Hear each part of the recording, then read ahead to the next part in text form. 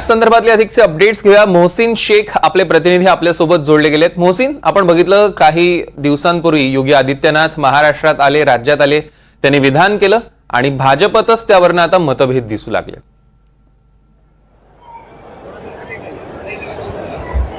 सौरभ, नक्कीच महाराष्ट्राच्या राजकारणात आणि विधानसभा निवडणुकीत जर सध्या कोणत्या वाक्याची चर्चा असेल तर कटेंगे तो बटेंगे या वाक्याची आहे।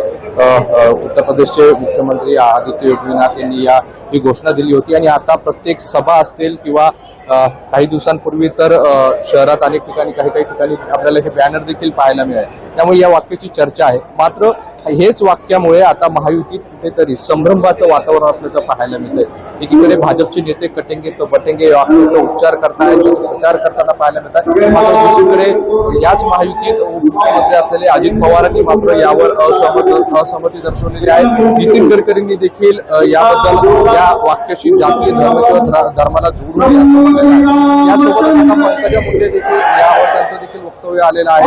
देखील महाराष्ट्रात या वक्तव्याची गरज नसल्याचं म्हटलेलं आहे। कटेंगे तो बटेंगे या वाक्यावरून मात्र आता असहमती पाहायला मिळते आहे, एकमत नसल्याचं पाहायला मिळते।